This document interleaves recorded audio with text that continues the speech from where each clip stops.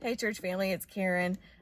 There is nothing wrong with your lighting on your computer, your tablet, or your phone. I am sitting in my car. It is now Monday night. It's not yet Tuesday, but it's still very late Monday night, and this is the quietest place in my home right now. I don't blame my family. They just are who they are.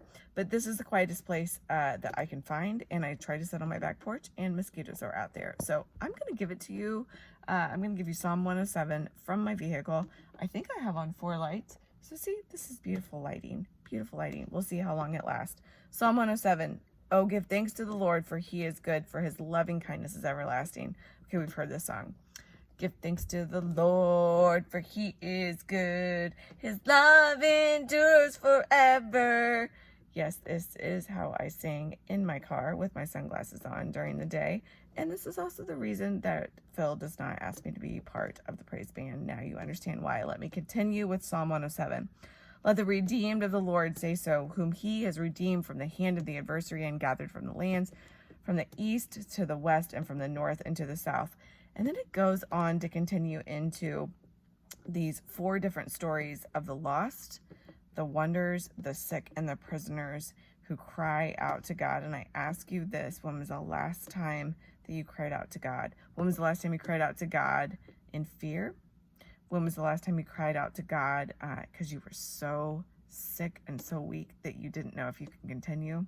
When was the last time that you cried out to God because you were a prisoner of something? I'm not talking about just being in a prison. I'm talking about being prisoner to something. Let me ask you this. When was the last time that you cried out to God because you were such a good place? Such a good place that you just cried out to God and said, give me more. I think that sometimes we forget that even Jesus cried out to God. And in this passage, we're reminded of it over and over and over again, all 4 times. And I think that it goes back and equates to Rob's message that he gave on Sunday. And ironically, it was about a car and being in a vehicle or out of a vehicle or needing to get out of a vehicle. And so here I am sitting in one. So he talked about the first place was that person that was just on complete empty. Just completely empty and depleted of the love of Jesus Christ. And they needed to pull over and they needed to get replenished probably for a while. And then there was that person that they had a quarter of a tank, maybe even half of a tank, but they knew that eventually it was going to run out. So they weren't yet running on fumes, but they were starting to think about it. And then there was that person that had a pretty decent tank of gas, but they were just spiraling. They were just in circles, just wandering, just circle after circle. There was no GPS. There was no one to call. They didn't even know that they were lost. They just kept wandering. And then there's those people that I'm sometimes jealous of. If I'm being honest, I'm usually jealous of them, where their tank is on full and they are full of the Holy Spirit and they are full of the love of Jesus Christ. And they just know what they're doing and they know where they're going. They're not always on full though. Like I can get there, I can get filled up from some different instances in my life or from some different experiences, and I've seen other people do the same.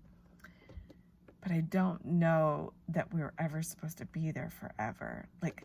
I think that the wandering and the lost and the sick and the prisoned, I think that's part of the story that we're supposed to tell. Go back to what I just said earlier. Even Jesus cried out to God. So no matter what space you're at right now, whether you're in one of those categories or you're in your car trying to complete something for the next day, or whether you're so filled up that you cannot wait to tell others about who Jesus is, I want you to remember that it's all part of God's story and we're never going to be at one place forever. So let me go back to it. Give thanks to the Lord, for he is good and his loving kindness is everlasting. I hope that you get out of your car and I hope that you enjoy the life that God has given you. And I hope that whether it's nighttime or daytime or it's the middle of the day, I hope that you cry out to God, whether it be in complete and utter, I need you, or complete and awesome, you are a great God. I hope that you know how much he loves you. May you have a blessed Tuesday.